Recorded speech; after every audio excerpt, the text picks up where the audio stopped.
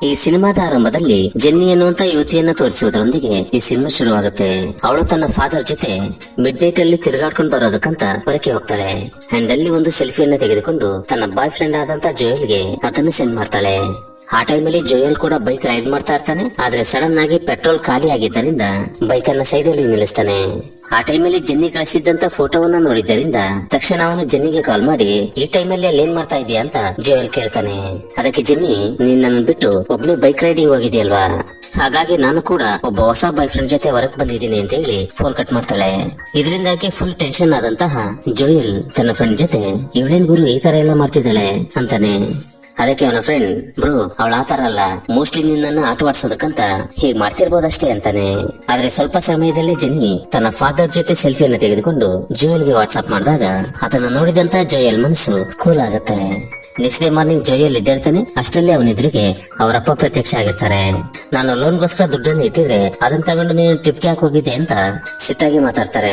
ಇದರಿಂದಾಗಿ ಜೋಯಲ್ ಕೂಡ next month ಅಲ್ಲಿ ನೀನು ಕೊಡ್ಬೇಕಾಗಿರೋ ದುಡ್ಡೆಲ್ಲವನ್ನು ಕೂಡ ಕೊಟ್ಬಿಡ್ತೀನಿ, ಬೇಕಾದ್ರೆ ಬರ್ದಿಟ್ಕೊ ಅಂತ ಹೇಳಿ ಅಮ್ಮ ಟೀ ಅಂತ ಕೇಳ್ತಾನೆ. ಅದಕ್ಕೆ ಅವನ ಫಾದರ್, ಟೀ ಇಲ್ಲ ಏನೂ ಇಲ್ಲ, ಈ ತಿಂಗಳಲ್ಲಿ 4 ಸರಿ ನನ್ನ ದುಡ್ಡನ್ನು ತಗೊಂಡಿದ್ಯಾ, ಹಾಗಾಗಿ ಅದೆಲ್ಲವನ್ನು ವಾಪಸ್ ಕೊಟ್ಮೇಲೆನೆ ಈ ಮನೇಲಿ ಟೀ ಕುಡಿ ಅಂತ ಹೇಳಿ ಅಲ್ಲಿಂದ ಹೋಗ್ತಾರೆ. ಅದೇ ಟೈಮಲ್ಲಿ ಜೆನ್ನಿ ಜೋಯಲ್ ಅನ್ನ ಕಾಫಿ ಶಾಪ್ಗೆ ಬರುವಂತೆ ಮೆಸೇಜ್ ಮಾಡ್ತಾಳೆ. ಹೀಗಾಗಿ ಅವನು ತಕ್ಷಣ ರೆಡಿಯಾಗಿ ಹೊರಕ್ಕೆ ಬರ್ತಾನೆ. ತನ್ನ ಗಾಡಿಯಲ್ಲಿ ಪೆಟ್ರೋಲ್ ಇಲ್ಲದೆ ಇರೋದನ್ನ ನೋಡಿ ತನ್ನ ಫಾದರ್ ಕಾರಿಂದ ಪೆಟ್ರೋಲ್ ಅನ್ನ ಕದೀತಾನೆ. ಅಂಡ್ ಅಲ್ಲಿಂದ ಡೈರೆಕ್ಟ್ ಆಗಿ ಕಾಫಿ ಶಾಪ್ಗೆ ಬರ್ತಾನೆ.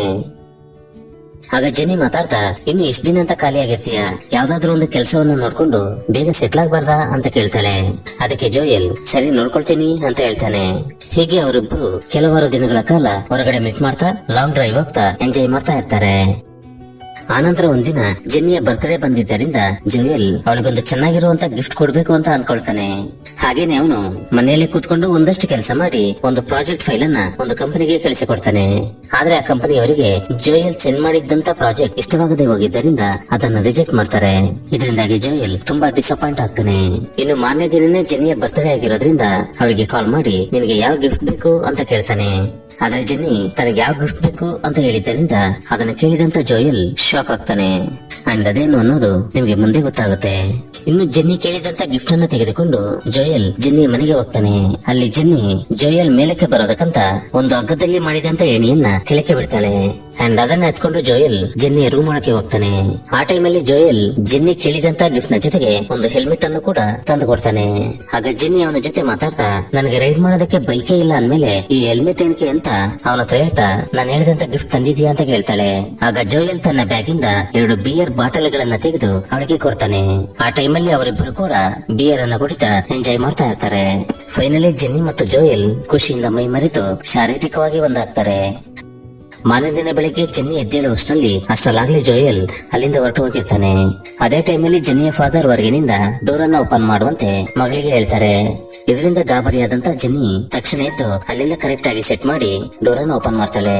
ಆದ್ರೆ ಜೆನ್ನಿಯ ರೂಮ್ ನಲ್ಲಿದ್ದಂತ ಬಿಯರ್ ಬಾಟಲ್ ಗಳನ್ನ ಜೆನ್ನಿಯ ಫಾದರ್ ನೋಡ್ತಾರೆ. ಆಗ ಜೆನ್ನಿಯ ಫಾದರ್, ಏನಿದು ಜೆನ್ನಿ, ನೀನೊಬ್ಳೆ ಇಷ್ಟೆಲ್ಲ ಕುಡಿಯೋ ಬದಲು ನನ್ನನ್ನಾದ್ರೂ ಕರಿಬೋದಿತ್ತಲ್ವಾ, ನಾನು ಕೂಡ ನಿನಗೆ ಕಂಪ್ನಿ ಕೊಡ್ತಿದ್ನಲ್ವಾ ಅಂತ ಹೇಳ್ತಾರೆ. ಇದರಿಂದಾಗಿ ಜೆನ್ನಿ ಒಂದ್ ಸ್ವಲ್ಪ ನರ್ವಸ್ ಆಗಿ ಫೀಲ್ ಆಗ್ತಾಳೆ.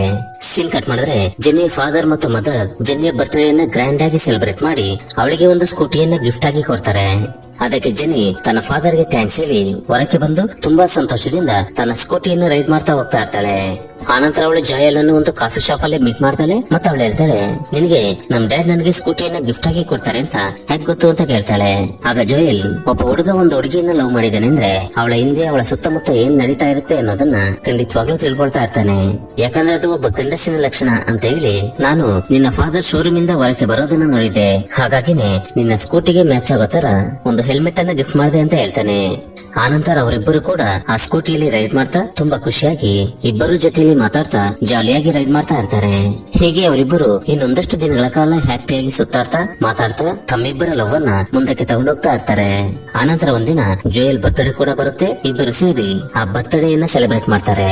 ಆಗ ಜೋಯಲ್ ಜೆನ್ನಿ ಜೊತೆ ನನಗೆ ಬರ್ತ್ಡೇ ಗಿಫ್ಟ್ ಇಲ್ಲಿ ಅಂತ ಕೇಳ್ತಾನೆ. ಅದಕ್ಕೆ ಜೆನ್ನಿ, ನಿನ್ನ ಬರ್ತ್ಡೇ ಗಿಫ್ಟ್ ಅನ್ನ ನಾಳೆ ಬೆಳಿಗ್ಗೆ ನಿಮ್ಮ ಮನೆಗೆ ತಗೊಂಡ್ ಬರ್ತೀನಿ ಅಂತ ಹೇಳ್ತಾಳೆ. ಇನ್ನು ಜೆನ್ನಿ ಹೇಳಿದಂತೆ ನೆಕ್ಸ್ಟ್ ಡೇ ಮಾರ್ನಿಂಗ್ ಒಬ್ಬ ಕೊರಿಯರ್ ಗರ್ಲ್ ಡ್ರೆಸ್ ಅನ್ನ ಹಾಕೊಂಡು ಜೋಯಲ್ ನ ಮನೆಗೆ ಬರ್ತಾಳೆ. ಆ ಟೈಮಲ್ಲಿ ಜೋಯಲ್ ನ ಫಾದರ್ ಈ ಮನೆಗೆ ನಾನೇ ಯಜಮಾನ, ನನ್ ಕೈಗೆ ಕೊರಿಯರ್ ಅನ್ನ ಕೊಡಮ್ಮ ಅಂತ ಕೇಳಿದ್ರೆ ಅದಕ್ಕೆ ಜೆನ್ನಿ ಹಾಗೆಲ್ಲ ಆಗೋದಿಲ್ಲ ಸರ್, ಇದನ್ನ ಜೋಯಲ್ ಸರ್ಗೆ ಕೊಡ್ಬೇಕು ಅಂತ ಹೇಳ್ತಾಳೆ. ಇದರಿಂದಾಗಿ ಆತ ಜೋಯಲ್ ಸರ್ ಅನ್ನ ಕರೀತಾರೆ. ಆಗ ಹೊರಕ್ಕೆ ಬಂದಂತ ಜೋಯಲ್ ಇವಳನ್ನ ನೋಡಿ ಗಾಬರಿ ಆಗ್ತಾನೆ ಮತ್ತು ಸೈಲೆಂಟ್ ಆಗಿ ಆ ಕೊರಿಯರ್ ಅನ್ನ ತೆಗೆದುಕೊಂಡು ಮನೆಯೊಳಕ್ಕೆ ಹೊರಟು ಹೋಗ್ತಾನೆ. ಇನ್ನು ಜೋಯಲ್ ಆ ಗಿಫ್ಟ್ ಅಲ್ಲಿ ಏನಿರ್ಬೋದು ಅನ್ಕೊಂಡು ಆ ಪಾರ್ಸಲ್ ಅನ್ನ ಓಪನ್ ಮಾಡ್ತಾನೆ. ಅದು ಸಡನ್ ಆಗಿ ಬ್ಲಾಸ್ಟ್ ಆಗುತ್ತೆ. ಇದರಿಂದಾಗಿ ಅವನು ಜೆನ್ನಿಗೆ ಕಾಲ್ ಮಾಡಿ ಈ ತರ ಬ್ಲಾಸ್ಟಿಂಗ್ ಗಿಫ್ಟ್ ಅನ್ನ ಕೊಟ್ಬಿಟ್ಟಲ್ಲ ಅಂತ ಕಾಲ್ ಮಾಡಿ ಕೇಳ್ತಾನೆ.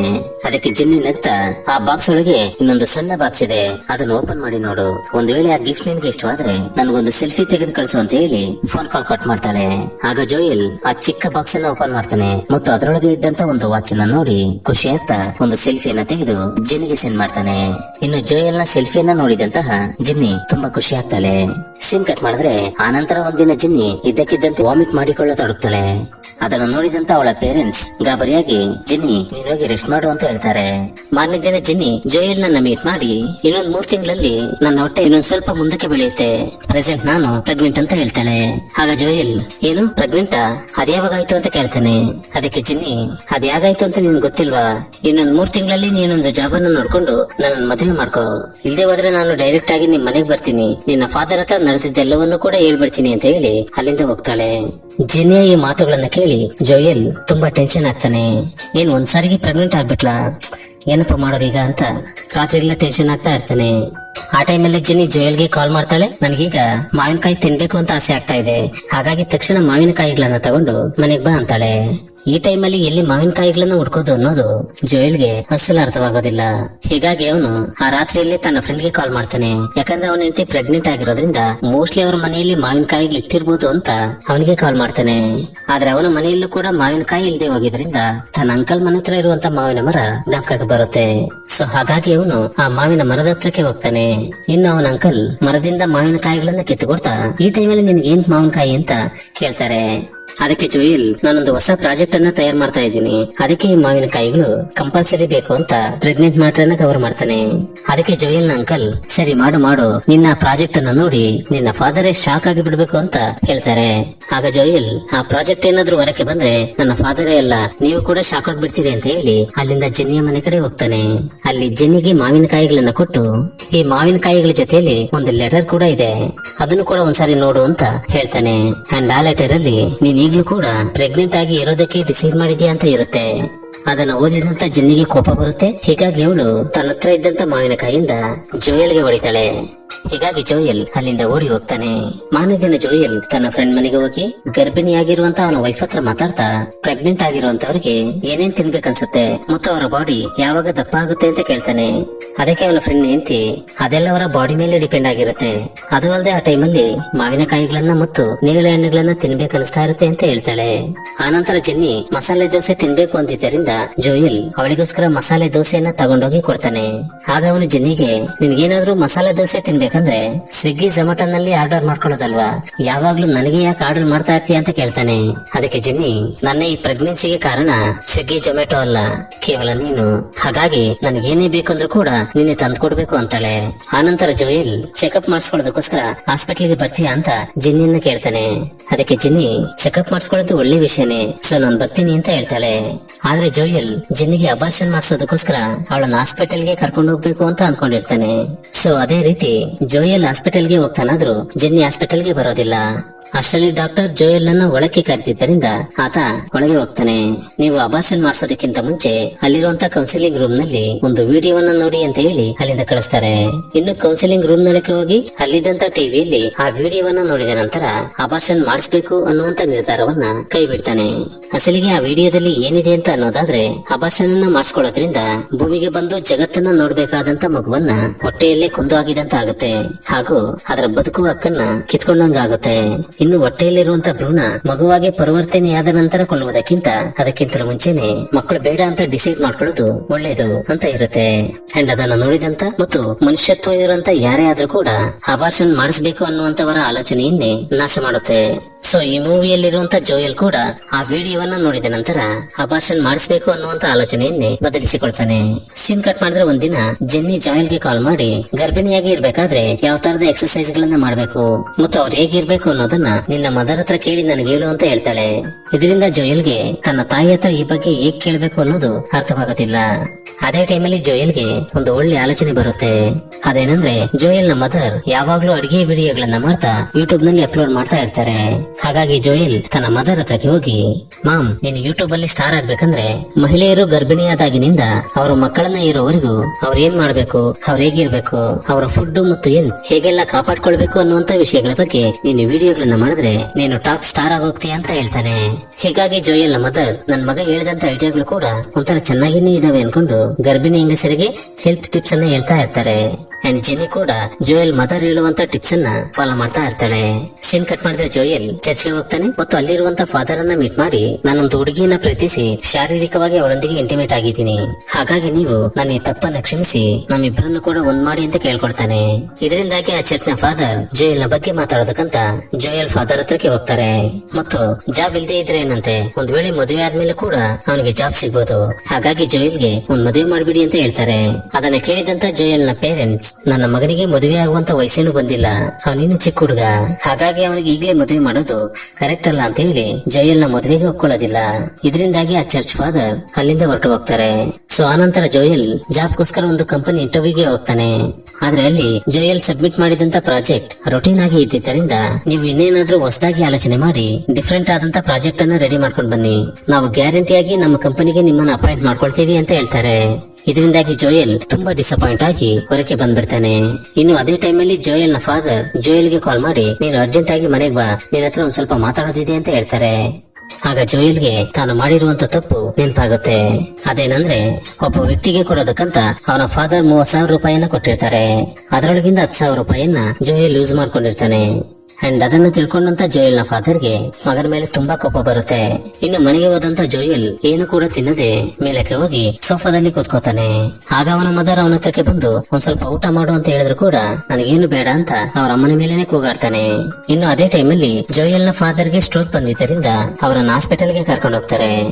ಆಗ ಅಲ್ಲಿ ಜೋಯಲ್ ನ ಮದರ್ ಅವನ ಜೊತೆ, ನಿಮ್ಮಪ್ಪ ಆರಾಮಾಗಿ ಇದ್ದಾರೆ, ನೀನೇನ್ ಭಯ ಪಡೋದಕ್ಕೆ ಹೋಗ್ಬೇಡ, ನೀನು ನಿನ್ನ ಫಾದರ್ ಹತ್ರ ಎಷ್ಟೇ ಜಗಳ ಮಾಡು, ಆದ್ರೆ ಅವ್ರ ಜೊತೆ ಮಾತಾಡೋದನ್ನ ನಿಲ್ಲಿಸ್ಬೇಡ. ನಿಮ್ಮಪ್ಪ ನನ್ನನ್ನ ಮದುವೆಯಾಗಿದ್ದರಿಂದ ಇಲ್ಲಿವರೆಗೂ ಕೂಡ ಅವರಪ್ಪ ಅವ್ರ ಹತ್ರ ಮಾತಾಡಿನೇ ಇಲ್ಲ. ಇನ್ನು ಅವರ ಮಗನಾದಂತ ನೀನು ಕೂಡ ಇಲ್ಲಿ ಅವ್ರ ಜೊತೆ ಜಗಳ ಮಾಡಿ ಮಾತಾಡೋದನ್ನೇ ನಿಲ್ಲಿಸ್ಬಿಡ್ತೀವ ಅಂತ ಅವ್ರು ಯಾವಾಗ್ಲೂ ಕೂಡ ಭಯ ಪಡ್ತಾನೆ ಇರ್ತಾರೆ. ಸೊ ಹಾಗಾಗಿ ಯಾವತ್ತೂ ಕೂಡ ನೀನು ಹಾಗೆ ಮಾಡೋದಕ್ಕೆ ಹೋಗ್ಬೇಡ ಅಂತ ಎಮೋಷನಲ್ ಆಗ್ತಾರೆ. ಇದರಿಂದಾಗಿ ಜೋಯಲ್ ತನ್ನ ಮದರ್ಗೆ ಸಾರಿ ಹೇಳಿ ತನ್ನ ಗ್ರಾಂಡ್ ಫಾದರ್ ಅನ್ನ ಮೀಟ್ ಮಾಡೋದಕ್ಕಂತ ಮಾರನೇ ದಿನ ಜೆನ್ನಿಯನ್ನ ಕರ್ಕೊಂಡು ಹೊರಡ್ತಾನೆ. ಮನೆಗೆ ಫಸ್ಟ್ ಟೈಮ್ ಬಂದಂತ ಮೊಮ್ಮಗನನ್ನ ನೋಡಿ ಜೋಯಲ್ ನ ತಾತ ತುಂಬಾ ಖುಷಿ ಆಗ್ತಾರೆ. ಕನಿಷ್ಠ ನೀನಾದ್ರೂ ಕೂಡ ನನ್ನ ನೋಡೋದಕ್ಕಂತ ಬಂದೆ, ಆದ್ರೆ ನಿಮ್ಮಪ್ಪ ಮದುವೆ ಆದಾಗಿನಿಂದಲೂ ಕೂಡ ಒಂದ್ಸಾರಿ ಕೂಡ ಅವರಪ್ಪ ಹೇಗಿದ್ದಾನೆ ಅಂತ ನೋಡೋದಕ್ ಬರ್ಲಿಲ್ಲ ಅಂತ ಹೇಳ್ತಾರೆ. ಏನು ಆ ಟೈಮಲ್ಲಿ ನಾನು ನಿಮ್ಮಪ್ಪ ನಿಮ್ಮ ಅಮ್ಮನನ್ನ ಮದುವೆ ಆಗಿದ್ದರಿಂದ ಒಂದೆರಡು ಮಾತುಗಳನ್ನ ಬೈದಿದ್ದೆ, ಆದ್ರೆ ಅಪ್ಪನಾಗಿ ನಾನು ಅಷ್ಟು ಬೈಬಾರ್ದ, ಕೇವಲ ಅದಕ್ಕೇನೆ ಇಷ್ಟು ವರ್ಷ ಆದ್ರೂ ಕೂಡ ಮನೆಗೆ ಬರ್ದೇನೆ ಇದ್ಬಿಡ ಅಂತ ಹೇಳ್ತಾರೆ. ಅದಕ್ಕೆ ಜೋಯಲ್, ಈಗ ನಮ್ಮ ಅಪ್ಪನಿಗೆ ಒಂದ್ ಸ್ವಲ್ಪ ಹುಷಾರಿಲ್ಲ, ಅವ್ರಿಗೆ ಮೈಲ್ಡ್ ಹಾರ್ಟ್ ಅಟ್ಯಾಕ್ ಆಗಿದ್ದರಿಂದ ಅವ್ರನ್ನ ಹಾಸ್ಪಿಟಲ್ಗೆ ಸೇರಿಸಿದೀವಿ, ಈಗ ಪರವಾಗಿಲ್ಲ ಅಂತ ಹೇಳ್ತಾನೆ. ಅದನ್ನ ಕೇಳಿದಂತ ಜೋಯಲ್ ನ ತಾತ ತಕ್ಷಣ ಎಮೋಷನಲ್ ಆಗಿ ಹೋಗ್ತಾರೆ. ಅವರಿಗೆ ಮಗನನ್ನ ನೋಡ್ಬೇಕನ್ಸಿ ತಕ್ಷಣ ಜೋಯಲ್ ನ ಮನೆ ಕಡೆ ಹೊರಡ್ತಾರೆ. ಇನ್ನು ಜೋಯಲ್ ಮತ್ತು ಅವನ ತಾತ ಮನೆಗೆ ಹೋಗುವಷ್ಟರಲ್ಲಿ ಜೋಯಲ್ ನ ಫಾದರ್ ಕೂಡ ಹಾಸ್ಪಿಟಲ್ ನಿಂದ ಡಿಸ್ಚಾರ್ಜ್ ಆಗಿ ಮನೆಗೆ ಬರ್ತಾರೆ. ತನ್ನ ಫಾದರ್ ಅವರ ಮನೆಗೆ ಬಂದಿರೋದನ್ನ ನೋಡಿ ಜೋಯಲ್ ನ ಫಾದರ್ ನಿಂತಲ್ಲೇ ಅಳತೊಡಗ್ತಾರೆ ಮತ್ತು ತನ್ನ ಫಾದರ್ ಹತ್ರಕ್ಕೆ ಓಡೋಗಿ ತಪ್ಪಿಕೊಂಡು ಅಳತೊಡಗ್ತಾರೆ. ಇಷ್ಟು ವರ್ಷಗಳ ನಂತರ ತಂದೆ ಮತ್ತು ಮಗ ಮತ್ತೆ ಒಂದಾಗಿರ್ತಾರೆ. ಆನಂತರ ಜೋಯಲ್ ನ ತಾತ ತನ್ನ ಸೊಸೆ ಕಡೆ ತಿರುಗಿ, ಏನಮ್ಮ ಹೇಗಿದೀಯಾ, ಅರ್ಜೆಂಟ್ ಆಗಿ ನನ್ಗೊಂದು ಜಿಂಜರ್ ಟೀ ಮಾಡ್ಕೊಡ್ತೀಯಾ, ಯಾಕಂದ್ರೆ ನಾನು ಕೂಡ ನಿನ್ನ ಯೂಟ್ಯೂಬ್ ವಿಡಿಯೋಗಳನ್ನ ನೋಡ್ತಾನೆ ಇರ್ತೀನಿ, ಅದು ಅಲ್ಲದೆ ನಿನ್ನ ಚಾನೆಲ್ ನ ಸಬ್ಸ್ಕ್ರೈಬರ್ ಗಳಲ್ಲಿ ನಾನು ಕೂಡ ಒಬ್ಬ ಅಂತಾರೆ. ಮಾವನ ಈ ಮಾತನ್ನ ಕೇಳಿದಂತಹ ಜೋಯಲ್ ನ ಮದರ್ ತುಂಬಾ ಎಮೋಷನಲ್ ಆಗ್ತಾರೆ. ಇನ್ನು ಜೋಯಲ್ ನ ಫಾದರ್ ಆ ರಾತ್ರಿ ತನ್ನ ಹೆಂಡತಿ ಹತ್ರ ಮಾತಾಡ್ತಾ, ಇಷ್ಟು ದಿನಗಳಾದ್ರೂ ಕೂಡ ನನ್ ಮಗ ಏನಕ್ಕೂ ಯೂಸ್ ಆಗಲ್ಲ ಅನ್ಕೊಂಡಿದ್ದೆ, ಆದ್ರೆ ಅವನಿಂದಾಗಿನೇ ನಾನು ಮತ್ತು ನಮ್ಮಪ್ಪ ಮತ್ತೆ ಒಂದಾದ್ವಿ, ನನಗೆ ತುಂಬಾ ಖುಷಿಯಾಗಿದ್ದೀನಿ ಅಂತ ಹೆಂಡತಿ ಜೊತೆ ಹೇಳ್ತಾ ಇರ್ತಾನೆ. ಇನ್ನು ಈಗ ಎಲ್ಲರೂ ಕೂಡ ಸಂತೋಷವಾಗಿ ಇರುವಂತ ಟೈಮಲ್ಲೇ ಜೋಯಲ್ ಅಂಕಲ್ ಸಡನ್ ಆಗಿ ಸತ್ತು ಹೋಗ್ತಾರೆ. ಇನ್ನು ಆ ನೋವನ್ನು ಜೋಯಲ್ ಜಿನ್ನಿ ಹತ್ರಕ್ಕೆ ಹೋಗಿ ಶೇರ್ ಮಾಡಿಕೊಳ್ತಾನೆ. ಆ ಟೈಮಲ್ಲಿ ಅವನು ಜಿನ್ನಿ ರಚಿಸಿರುವಂತಹ ಒಂದಷ್ಟು ಡಯಾಗ್ರಾಮ್ ಗಳನ್ನ ನೋಡ್ತಾನೆ. ಅಂಡ್ ಅದೆಲ್ಲವನ್ನು ಕೂಡ ನೋಡಿದಂತ ಜೋಯಲ್ಗೆ ಒಂದು ಐಡಿಯಾ ಬರುತ್ತೆ. ಹೀಗಾಗಿ ಜೋಯಲ್ ಅದನ್ನೇ ಬೇಸಾಗಿ ಇಟ್ಕೊಂಡು ಒಂದು ಪ್ರಾಜೆಕ್ಟ್ ಅನ್ನ ಕ್ರಿಯೇಟ್ ಮಾಡಿ ಅದನ್ನ ಕಂಪನಿಗೆ ಕಳಿಸಿಕೊಡ್ತಾನೆ. ಅಂಡ್ ಆ ಪ್ರಾಜೆಕ್ಟ್ ಅನ್ನ ಕಂಪನಿಯವರು ಓಕೆ ಮಾಡ್ತಾರೆ. ಜೋಯಲ್ಗೆ ಆ ಕಂಪನಿಯಲ್ಲಿ ಒಂದೊಳ್ಳೆ ಕೆಲಸ ಸಿಗುತ್ತೆ. ಹಾಗೇನೆ ಆ ಜಾಬ್ ಅನ್ನ ಮಾಡ್ತಾ ಮಾಡ್ತಾ ಕೆಲವೇ ದಿನಗಳಲ್ಲಿ ಜೋಯಲ್ ಒಂದು ಕಾರನ್ನ ಪರ್ಚೇಸ್ ಮಾಡ್ತಾನೆ ಮತ್ತು ತನ್ನ ಫಾದರ್ಗೆ ಗಿಫ್ಟ್ ಆಗಿ ಕೊಡ್ತಾನೆ. ಇನ್ನು ಅದನ್ನು ನೋಡಿದಂತ ಜಿನ್ನಿ ಫುಲ್ ಆಗಿ ಖುಷಿ ಆಗ್ತಾಳೆ. ಇನ್ನು ಅದೇ ಟೈಮಲ್ಲಿ ಜೋಯಲ್ ಮತ್ತು ಜಿನ್ನಿಯ ಲವ್ ಬಗ್ಗೆ ಜೋಯಲ್ ಫಾದರ್ಗೆ ಗೊತ್ತಾಗುತ್ತೆ. ಮತ್ತೊಂದ್ ಕಡೆ ಜೋಯಲ್ ಜಿನ್ನಿಯ ಮನೆಗೆ ಹೋಗಿ ಅವರ ಪೇರೆಂಟ್ಸ್ ಹತ್ರ ಮಾತಾಡ್ತಾ, ನಾನು ಮತ್ತು ಜಿನ್ನಿ ಇಬ್ಬರು ಕೂಡ ಪ್ರೀತಿಸ್ತಾ ಇದ್ದೀವಿ, ನೀವು ಆಗಲ್ಲ ಅನ್ನದೆ ನಮ್ಮ ಪ್ರೀತಿಯನ್ನು ಒಪ್ಪಿ ಮದುವೆ ಮಾಡಿದ್ರೆ ನಮಗೆ ತುಂಬಾ ಸಂತೋಷವಾಗುತ್ತೆ ಅಂತ ಹೇಳ್ತಾನೆ. ಅದಕ್ಕೆ ಜಿನ್ನಿಯ ಫಾದರ್, ನನ್ನ ಮಗಳು ಚೆನ್ನಾಗಿರ್ತಾಳೆ ಅನ್ನೋದಾದ್ರೆ ನಾನು ಯಾಕೆ ಬೇಡ ಅನ್ಲಿ, ಆದ್ರೆ ಜಿನ್ನಿಯ ಬಗ್ಗೆ ಎಲ್ಲಾ ತಿಳಿದೇನೆ ನೀನು ಅವಳನ್ನ ಇಷ್ಟಪಡ್ತಾ ಇದೀಯಾ ಅಂತ ಜೋಯಲ್ ಅನ್ನ ಕೇಳ್ತಾರೆ. ಅದೇ ಟೈಮಲ್ಲಿ ಸರಾಗವಾಗಿ ಸಾಕ್ತಾ ಇದ್ದಂತ ಜಿನ್ನಿ ಮತ್ತು ಜೋಯಲ್ ನ ಲೈಫ್ ಅಲ್ಲಿ ಮೈಂಡ್ ಬ್ಲೋಯಿಂಗ್ ಆಗುವಂತಹ ಟ್ವಿಸ್ಟ್ ಒಂದು ರಿವೀಲ್ ಆಗುತ್ತೆ. ಅದೇನಂದ್ರೆ ಜಿನ್ನಿಯ ಮದರ್ಗೆ ಅವಳಿ ಜವಳಿ ಹೆಣ್ಣು ಮಕ್ಕಳು, ಅದರಲ್ಲಿ ಒಬ್ಬಳ ಹೆಸರು ಜಿನ್ನಿ ಆದ್ರೆ ಇನ್ನೊಬ್ಬಳ ಹೆಸರು ಜಾಸ್ಮಿನ್. ಅವರಿಬ್ರು ಕೂಡ ಚಿಕ್ಕ ವಯಸ್ಸಿನಲ್ಲಿ ಇಬ್ರು ಜೊತೆಯಾಗಿ ಆಟ ಆಡ್ಕೊಳ್ತಾ ಇರ್ತಾ ಇದ್ರು. ಆದ್ರೆ ಯಾವಾಗ ಜಾಸ್ಮಿನ್ ಮೆಚ್ಯೂರ್ಡ್ ಆಗ್ತಾಳೋ ಆಗಿನಿಂದಲೇ ಸಮಸ್ಯೆಗಳು ಶುರುವಾಗ್ತವೆ. ಯಾಕಂದ್ರೆ ಜಿನ್ನಿ ಇನ್ನು ಕೂಡ ಮೆಚ್ಯೂರ್ ಆಗಿರೋದಿಲ್ಲ. ಅದೇ ಟೈಮಲ್ಲಿ ಜಿನ್ನಿಯೊಳಗೆ ಗರ್ಭಕೋಶ ಇಲ್ಲ, ಅವಳು ಮದುವೆ ಆದ್ರೂ ಕೂಡ ಮಕ್ಕಳಾಗೋದಿಲ್ಲ ಅನ್ನುವಂತ ವಿಷಯ ಅವಳ ಪೇರೆಂಟ್ಸ್ಗೆ ಗೊತ್ತಾಗುತ್ತೆ. ಆಗಿನಿಂದ ಜಿನ್ನಿ ಜಾಸ್ಮಿನ್ ಮೇಲೆ ಕೋಪವನ್ನು ಬೆಳೆಸಿಕೊಳ್ತಾಳೆ. ಚಿಕ್ಕ ವಯಸ್ಸಿನಿಂದಲೂ ತುಂಬಾ ಫ್ರೆಂಡ್ಸ್ ಆಗಿದ್ದಂತಹ ಇಬ್ಬರು ಕೂಡ ವಿರುದ್ಧ ಧ್ರುವಗಳಾಗ್ತಾರೆ.